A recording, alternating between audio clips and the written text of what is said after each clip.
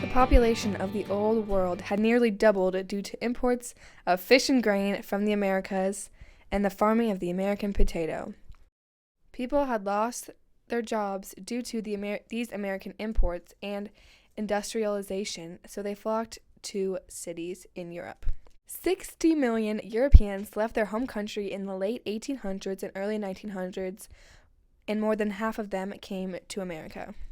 These were victims of religious persecution, such as Jewish people, who fled their country in the late 1800s and came to America and settled in New York City. Latest immigrants came from Southern Europe. These people were classified as the new immigrants and had the hardest time settling into city life. Most of them were illiterate and impoverished. Most of them tried to hold on to the traditions and language of their mother country. There were many problems that faced large cities. These specific problems included overcrowding, pollution, poor garbage removal, unclean drinking water, and animal carcasses laying in the streets.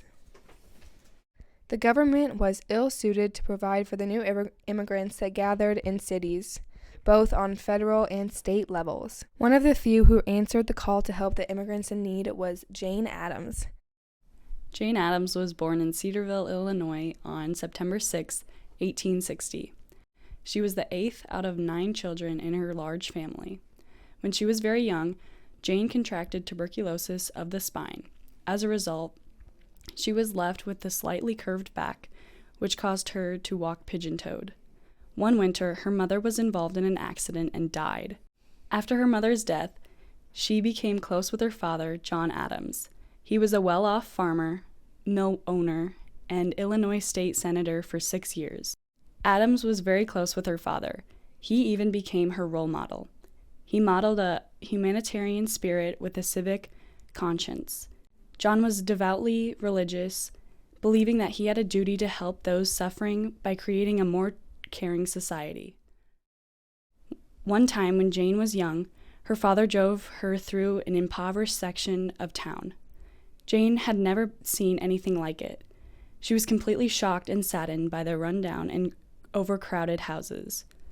At that moment, she was forever troubled by the injustices of the world. Jane attended Rockford Female Seminary, where she met some of her lifelong friends. She met Ellen Starr and became very close friends after learning they had similar interests and concern for the well-being of others. Unaware at the time, the two would become best friends and business partners. A few years later, her father died of a burst appendix. As a result, she decided to focus her attention on earning her medical degree at the Women's Medical School of Philadelphia. Her health began to deteriorate when she struggled with depression, anxiety, stress, and severe back pain. She decided to drop out of med school. Jane, along with several colleagues, traveled to Europe for 2 years. When she returned to the U.S., she had the goal of moving into a desolate Chicago neighborhood and opening a house that welcomes impoverished laborers and their families. Jane Addams and Ellen Gates Starr co-founded the Hull House on Chicago's west side. The compound, which originally contained 13 buildings, was Chicago's first settlement house. It was a haven for immigrants of many different cultures and communities. It was a place where immigrants could learn, eat, and acquire the skills needed to put down roots in America. The Hull House offered classes in English language, cooking, sewing, technical skills, and government, all in an effort to aid new immigrants' integration into American society. Addams originally founded the Hull House with the simple aim of offering a safe place that provided art and literary education to the poor.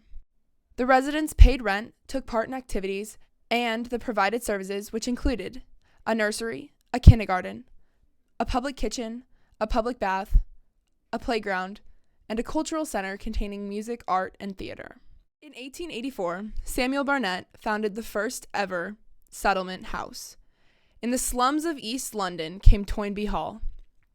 Just 5 years later, in 1889, the Hull House appeared. Though it was not the first American settlement, it was the most prominent.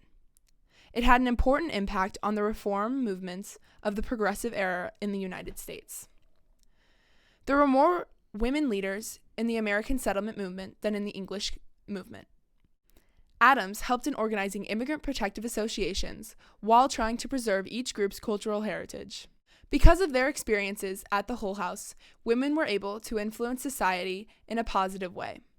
Though the purposes of the Hull House was to help immigrants assimilate to American culture, Addams tried using the Hull House to show appreciation for the culture of the vast differences of the immigrants by sponsoring festivals honoring the immigrants' cultural heritage. Addams called for native-born Americans to appreciate immigrants' gifts in forms such as the arts. Seen as more of an assimilationist because she believed the future would reveal the essential commonality of all people. The Hull House became a place where many influential began their campaigns for equality because it was a safe place they could group together to converse and agree on reform ideas. Not only was she helping them improve their lives personally, but was also aiding the city in providing solutions to housing issues. She stepped out of the normal occupations for women in her social class, which were teaching and charitable volunteer work. In her lecture, The Subjective Nature for Social Settlements, Jane Addams says that there are three trends which combined lead to the necessity for Hull House, or the opening of other settlement houses. These trends are: first, the desire to interpret democracy in social terms; second, the impulse beating by the very source of our lives, urging us to aid the race progress; and third, the Christian movement toward humanitarianism. Although the Hull House was not the first settlement to open in America, it was a catalyst for many that followed it. Settlement houses were soon opened in other big cities, including New York City and Boston. By 1900, there were 35 other houses in Chicago alone.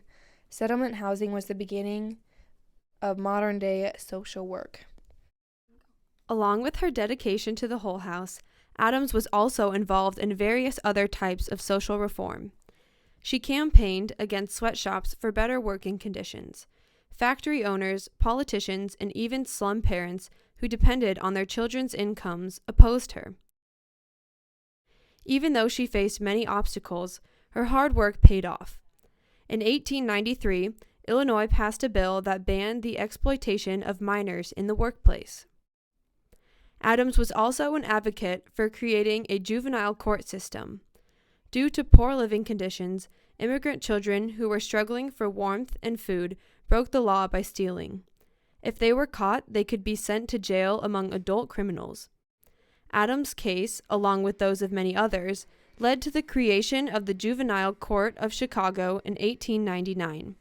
If young offenders were found guilty, they were taken care of by probation officers, some who were Hull House staff members, or sent to clean detention centers.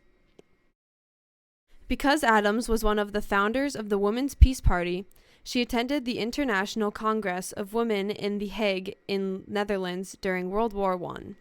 There, thousands of women from both Europe and North America met in The Hague to converse about peaceful ends to the war. Addams and other peace activists recorded accounts of the Congress in their book, Women at The Hague, published in 1915. She continued to travel around Europe to talk to government leaders about peace. When the U.S. got involved in World War I in 1917, Addams voiced her opposition.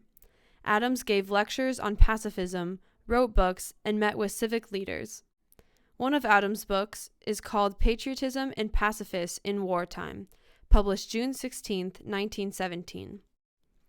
While she received backlash and was called a traitor and unpatriotic for her anti-war ideas, she stayed dedicated to her cause. Because of her efforts in helping the underprivileged and preserving peace around the world, she received the Nobel Peace Prize in 1931, making her the first American woman to receive this honor.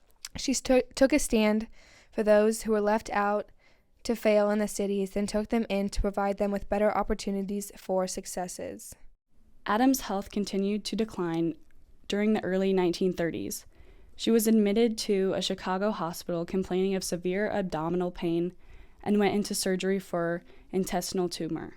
On May 21, 1935, Jane Addams died at age 74.